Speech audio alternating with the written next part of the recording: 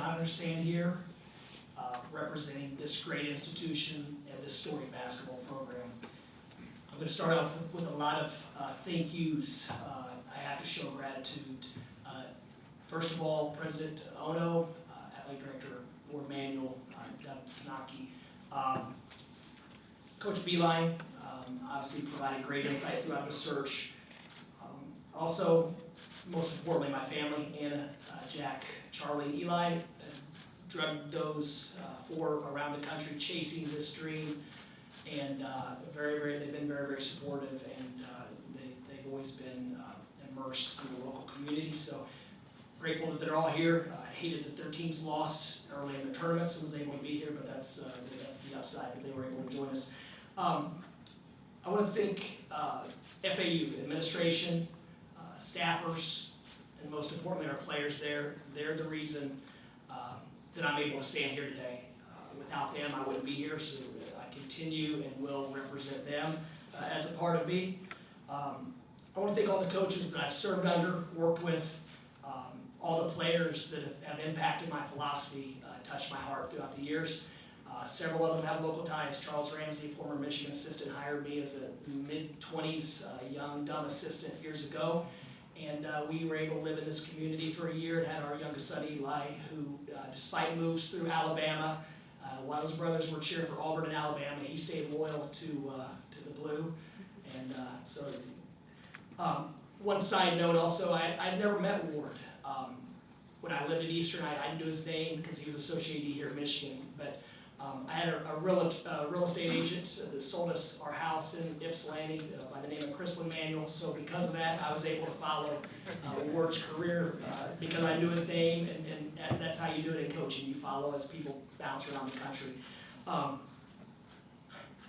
want to thank the former Michigan players, coaches, and staffers. You guys built this place. I'm here to serve you and represent you as well as I can, but this is your program. I'm just a steward, and I'm blessed to do that. I will represent this program with class and dignity, and something that is we're never going to waver from. Michigan is a special place because everyone's pulling in the same direction. Our goal across the board, I thank you head coaches, assistant coaches, athletes for being here today. We have a goal to develop young people and compete for championships, and that goal will never change. But this is one place that everywhere you go, and I didn't know it until I lived in this state down the street, the pride, respect, and admiration for that block M, for the brand of Michigan. I've never been at another university that had as much pride as every alum, student, whoever I come across has in this place. So that's very, very unique. As far as style of play, our goal is to be enjoyable to watch. We want to win championships, but we also want to put fans in the seats and be easy on the eyes. When you watch us play, you should see teamwork. You should see efficiency on both sides of the basketball. But our identity will be teamwork, passion, and togetherness. The details will work themselves out. We'll figure that out later, but watching Michigan basketball will be enjoyable. My wife and I, Anna, we're about to be empty nesters, and typically empty nesters move south. We've decided to go with the reverse commute, and we're trading in the Atlantic Ocean salt water of Boca Raton, Florida for the fresh lake water of Michigan. We're extremely excited to be here. We can't wait to see all of you next season, especially the Maze Rage. Thank you for being here. Game one in the house that Cassie built. We can't wait, and ready to get going. Go Blue.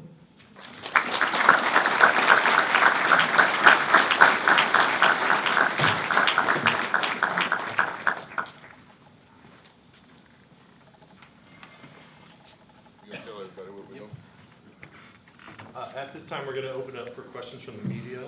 Remember that Ben and Rick are over there with the microphones. Please utilize them.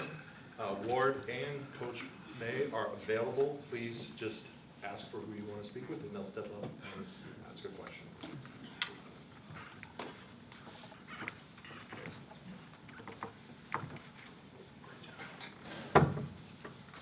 Coach, Coach May, Coach Rick, one of your colleagues told us that you introduced him to John Beeline in the 2005-2006 season when you were watching West Virginia and watching his teams and some of the stuff he did. Can you talk about what you learned from him and maybe some others along the way when it comes to your coaching strategy? Well, I've tried to take something from just about everyone that I've worked for, worked with, assistant coaches. You're in the trenches with them, so you pick up things. But I studied Coach Beeline's teams at West Virginia extensively when his son played for him, and Gansey and all those guys, and then actually worked with Darius Nichols, who's a member of one of Coach Beeline's better teams. And I told Coach Beeline the other day, and he didn't remember this because he does it all the time, but my first week on the job at Florida Atlantic as a young head coach, he walked the baseline in Indianapolis, I remember like it was yesterday, and he sat down next to me and he said, "You don't know me." And I said, "Well, actually I do, you're a Hall of Fame coach, and hopefully an employed coach in a couple of years." But he sat down and told me the impact that we have as coaches in college and how important it is to never waver from the integrity of the game, from the responsibilities we have as head coaches. So I've taken a number of things from Coach Beeline. Obviously, I watched his teams here. Several of the players have reached out, and I'm excited to develop those relationships and continue building on what all these coaches have done here. Andrew? For Dusty, Andrew Conn, Ann Arbor News, MLive.com, nice to meet you. As far as roster building, in the short term, what was your plan for next season, given all the openings, and then long term, it's going to be portal, high school recruits, or a combination? My preference, I enjoy younger players and having continuity, building, growing together, and therefore the lifelong relationships that I feel like I have with almost every player I've ever coached. It's modern athletics, though. The portal will be a valuable asset every year. We'll use it. Our goal has always been find the best players we can find and help them be the best they can be.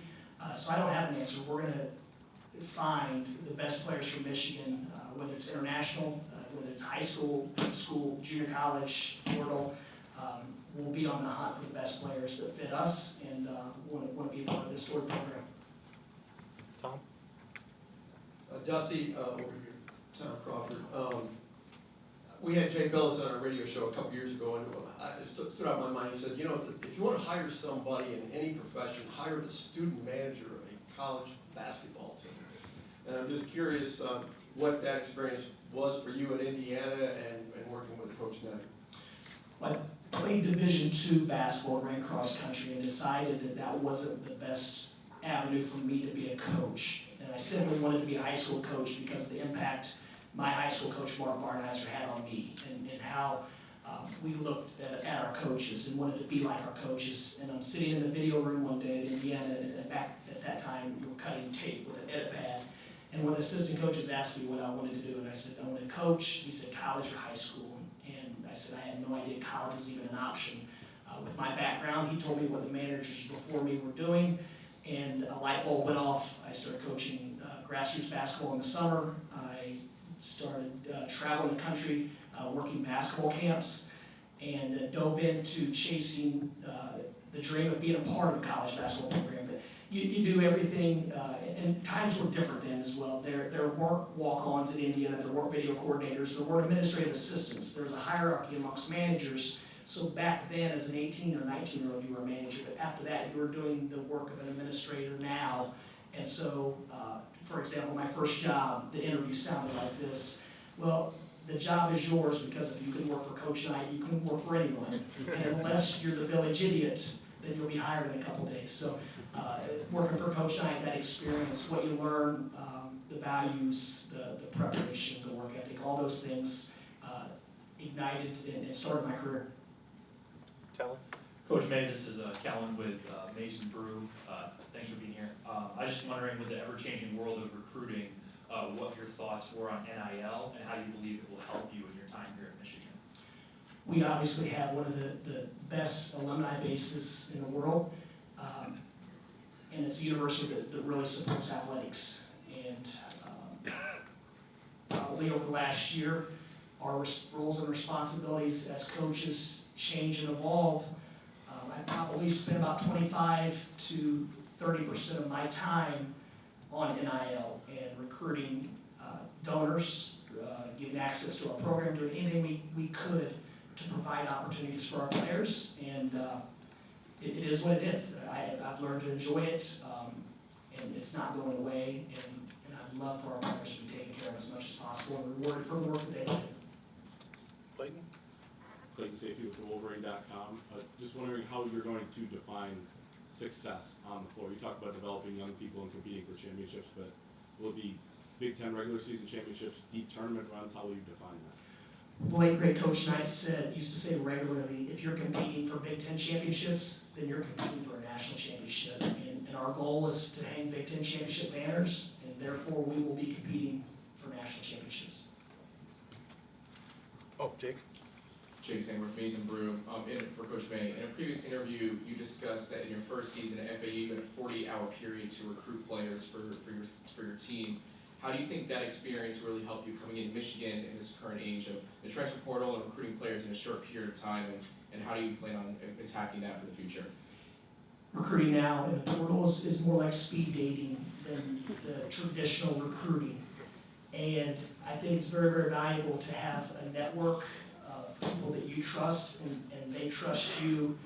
And hopefully between former players and former coaches, our program's gonna have thousands of agents working for us. When I say agents, people that are gonna say great things about us and want players to play for us. So we're gonna cast a big net, we'll narrow it down, we'll be very, very patient because we're not gonna take the wrong guys because we have several spots, but we'll be very thorough but understand that we need to be right.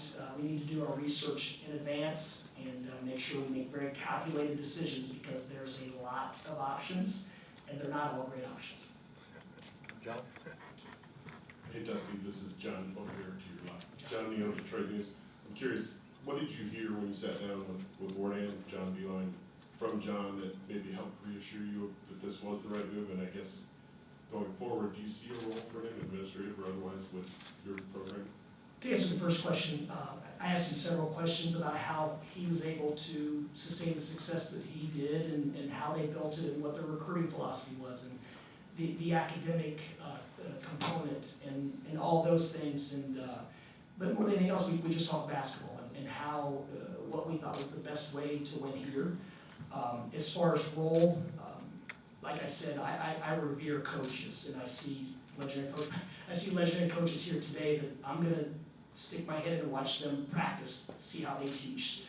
And so I revere coaches, and you have legendary coaches that have represented this institution and hung banners. Absolutely, whatever role he wants, then I'm gonna embrace it because I'm gonna learn from him and use that information. Austin? See Austin Meeks with The Athletic. Can you walk through that 12-hour period after your season ends? You're walking off the floor. What happened to get you now to this point? Walking off the floor, wow, a range of emotions. It had been such a challenging season, and I don't say that in a negative way. And typically when your season ends, you feel like you're going to collapse. You're emotionally fatigued. You're just ready for the next chapter, which usually is recruiting and retention and player meetings. I think it was that night or the next morning, I get a text from my agent Andy, and he said, Michigan would like to meet in person. We have to work out some logistics, so we worked out the logistics. I think it was Saturday evening. We got back at 1 or 2 a.m. Friday night, Saturday evening, drove to Fort Lauderdale and met with Ward Doug, Chad at Turnkey, and Andy, myself, and had a great conversation. And I probably showed my hand too early because this was a place that I wanted to be. Tony? Perfect.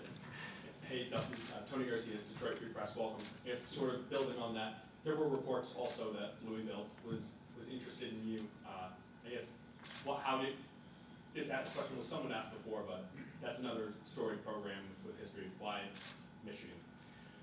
Louisville is an unbelievable basketball school, but this was the right fit for me, my family, and it just felt right. And I'm a big feel guy, I'm a big fit guy, and from day one, this was one that I just thought would match me and allow me and those around me to have the highest level of success doing the way that we enjoy doing it. Noah? Noah Kingsley, the Michigan Daily for Dusty. So in the past, Michigan has had a few players who have committed through the transfer portal, but then haven't been able to get through admissions. What's your plan for balancing both finding the right players in the portal, but also dealing with the admissions side of that as well, that prestigious? Well, I was assistant coach at the University of Florida, and it was very similar. There's an academic mission of a university that's never going to change, and our job as coaches is to find student athletes that match and value that mission as well. And sometimes it's more, it's just like the Louisville thing. Social media takes off and it becomes a narrative, and then it's impossible to respond to or even counter. So to answer your question, we'll be very thorough. We'll do our homework as much as possible and try to find the best guys for us. Wojo? Bob Winowski, Detroit News. Dusty, you mentioned you want Michigan basketball to be enjoyable to watch. I'm interested, what are your deeper coaching principles about the game? Is it offense, defense, three-point shooting, fast break, just some of the technical aspects that you preach? If we ever walk the ball up the floor, if we're not at least jogging or moving at a solid pace, then the guys will hear from me. We want it needs to be free flowing. We don't want the defense to ever get set. We shoot probably too many threes. We finish at the rim. We play modern basketball. We do use analytics. We use the metrics, but we try to find the best way for us to play. And it usually is centered around what do your best players do well, and then what is everyone's what do the other guys bring as far as skill set, and then you mold. But fast-paced, energetic guys that want to share the ball, play together. All five guys are connected on both sides of the ball. It's more like jazz. Where they're playing off of each other, reading each other. So I can't say we're going to shoot a ton of threes this year because I haven't seen our roster yet, but they are worth more, so we want to shoot a lot of them. And defensively, we try to be a little bit different. We try to be as disruptive as we can with our personnel, but we've always taken a lot of pride in trying to play a little bit different than everyone else, than the group thing, just so you're not preparing for us every single day in your own gym. So, but what it looks like to the detail, I don't know yet. But I do know what I want it to look like at the end of the day, and it's fast. There's a lot of action, very few stoppages, and hopefully we're scoring a lot of points. Michael? Michael Cohen from Fox Sports.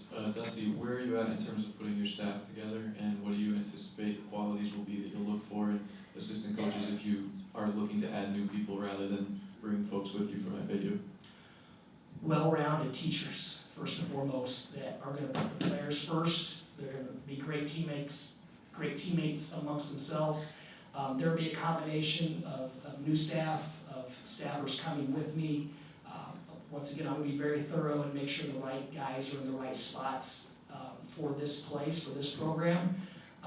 But I know that I'll be surrounded by hard workers who really care about the young men we're coaching.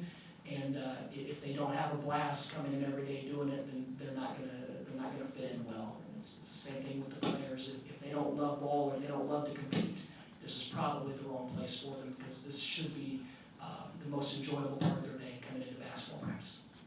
Anthony? Anthony Broom, Wolverine.com. A question for Ward. I mean, when you guys decided you were going to make leadership change, what were some of the criteria or emphasis that you wanted to place on a list of candidates, and what made Dusty your top choice?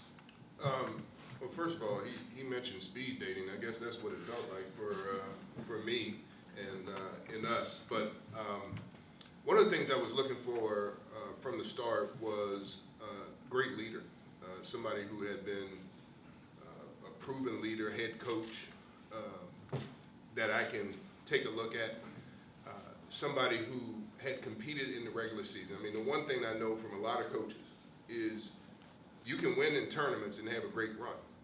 But when you're consistent in the conference play, when you're seeing teams more than once, when you're seeing them over the years, that says something about the ability to coach the game, lead, motivate, do all those things. So that's what I was looking for. I tell you, when we checked out and called, I don't know how many people we called all together to talk about Dusty and get some information.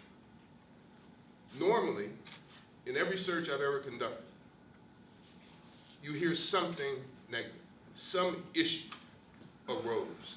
Somebody didn't think he handled it right, or they didn't think they handled this student athlete right, or this team right. Nothing. Everything was positive. And so as you hear that, and we started this process Friday afternoon of looking at and talking about candidates, reaching out, talking to people about who's out there, who do you suggest, who do you think should lead the program. I talked to about 10 or 12 former basketball players in trying to get their sense of who's out there, what do you think, what do we need as a program? And so that's what I was looking for. Great leader, great person, and somebody who had that consistency from being a head coach. Connor? Excuse me, Connor Yergert from U-Boat. Question for Dusty. The first thing you did in Ann Arbor, what was it? When you landed? Back here, sorry. I think we came here, well, we were gonna go to the hotel, and I said, you know what, we don't have a lot of time, but let's go ahead and go check out the facilities and tour campus. It's been a while since I was here. And as we walked in, and we took about 8 detours so I could see the practice facility, the weight room. So football stadium, so the first thing we did was come here and really get a tour of the place and meet all the people that were here. Ross Martin, 24/7 Sports. Dusty, with NIL, kind of following up on the previous question, did you have a conversation with Ward or administration about NIL, what you need? Was that a kind of conversation and questions you had before you decided to accept the position? Absolutely, and it was more of just where we are, where do we think we can get to, and I volunteered information that I look at myself as a partner in that, and I'm eager to help and do whatever we can, but absolutely, they came up several times, and they're ongoing, and yeah, we like the direction we're going in. Sean?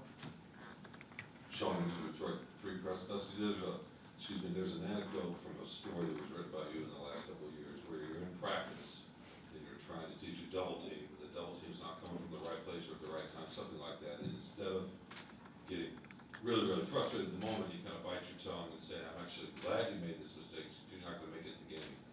I'm curious where that comes from, how has that evolved over the years, and just your sort of philosophy of teaching and connecting with players. Oh, wow, this could go in several directions. Usually I'll listen to a podcast, and if something really grabs me, then I'll probably start calling whoever did the podcast and having conversations on the phone, and then I'll ask them if I can come and meet with them, or whatever the case. So the gentleman Doug Lamoff was on the podcast, and then once I started researching, I ordered probably 4 or 5 of his books, read his books, and it really had an impact on the way I was teaching the game. And it was practice. These players, they don't intentionally make mistakes. At the end of the day, we're simply trying to teach better and to get to prepare them to perform on game night better. And I immediately tried that method. And usually in that situation, the player makes a mistake that you would think should be a very simple solution to them. They usually, you get on them and they drop their head, and I tried that method, and I was shocked because the shoulders came up, eye contact, and it just really resonated with that player that, you know what, obviously, and whatever it was, I watched him, he watched me, and so we started doing things like that more often. And that player who was a reserve came in the last possession in the conference tournament and performed that double team to perfection, and we won the game. So I'm not sure if it was cause, effect, chance, random, whatever the case, but I know his response to me and how much better I felt because he was able to learn and I didn't have to chastise him. I just felt like that was going to be something that I really was intentional about going forward. Lindsay? Lindsay Buren, Michigan Daily. A question for Dusty. Michigan's coming off a bit of a disappointing season. Is there any plan or strategy strategies that you have for this off-season, maybe implementing your culture to help them bounce back? Well, culture's people. We're gonna try to create the absolute best environment for their improvement and have them enjoy the process of learning. I'm developing relationships with the players. They're evaluating me. I'm evaluating them. Once they're here, it's no longer speed dating. Relationships take time. I'm gonna get to know them. If they wanna be a part of the program and they fit, then they'll be here. If not, then we'll help them with whatever's next. But we have a lot of work to do with roster construction and roster development. It's too early to be specific right now because I don't know what all of them are thinking and things like that. Dennis? Hey Dusty, welcome to Ann Arbor. Dennis Fithian from Rivals. I saw a quote just, I think yesterday, where you mentioned you wanted this to be transformative, not transactional. That's been kind of code around here for you're not gonna be able to get top 10 or top 25 players. Are you going after the top players across the country? What will you say to them to get them to Michigan? Well, we'll sell, there's a lot to sell to get them here to Michigan. As far as top 10, top 20, we're going to chase the best players we can. And typically, the best players want to get better. Our job is to help them improve and be the best they can be. And if they believe you can, then you're going to have a shot at it. And we're in an unbelievable conference with everything accessible for improvement. There's no reason why we wouldn't get the best chase the best players in the country. But we have to, once again, we trust our eyes and we're gonna find the best players for us, but there's not gonna be a guy that is ranked this that we're gonna not go after because of that ranking. All the way in back for TV. Hey, Dusty, Jacob Seuss with WZZM. Congratulations, but just going off that, the couple of recruits already committed to the program who had committed to Coach Howard, have you had a chance to connect with them and what will you say to them about why this is still a program they should be a part of? Well, I need to find time to evaluate them more and go see them and visit. There haven't been enough hours yet. Once again, it has to be the right fit for them, for us. I'm excited to see them. They obviously committed to this place for a reason. And so it's just too early in the process to say I have connected with them and there's third parties, but the recruiting landscape's changed where you have to evaluate everything, and I'm sure they're evaluating me and us. And like I said, I'm sure this week, in the next coming weeks, I'll have more time to get to know them and evaluate them, and also give them a chance to do their homework on me. Time for a few more. Isaiah? Hey Dusty, congratulations. Isaiah Hole from Wolverines Wire. I know it's been something of a whirlwind for you coming here, but Michigan's got a couple really big rivalries in Michigan State and Ohio State. How much have you been able to kind of learn about those? What did you already know, and how do you attack those? You grew up in Big Ten country, you're well aware of the rivalries, and I became really, really close with a few guys that played football at this school down south. And Chris Carter lived in the neighborhood next door and works at FAU now, so I'm very, very familiar with the rivalries. Chris? Coach Chris Ballas with Wolverine.com on 3. Another one of your colleagues said a long time ago when you were a young coach, he called you a basketball junkie. Are you still that guy, and how do you balance that with family, and how does that grow, even if you are still a junkie? Well, I don't have a lot of hobbies. I wake up every day starving to get better. As far as junkie, I don't know. That could go in a lot of different directions, but yeah, I'm obsessed with trying to become a better teacher and coach. And fortunately, my family's very immersed in my career, and they love the game and all that goes with it. And my wife's great with our players, and my sons are around their age, so they have a relationship with them as well. So luckily, our worlds, they've collided with basketball and family. Go back to Michael. Dusty, as you have some more time to look at how you want to put this roster together, there are probably ways to do it that would give you a better chance of winning games early, but that may or may not mesh with the best choice how to build the program over a couple of seasons. How are you going to balance trying to win games right away, put fans in the seats like you said, versus doing what's best for the program over the course of a couple of seasons?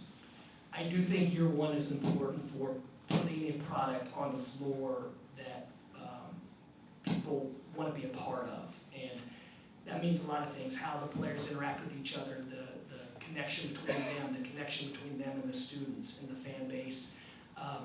We definitely have to, I don't want to say have to, you don't have to do it. I do feel that we need to put a good team on the court from day one, in year one, and then continue to build.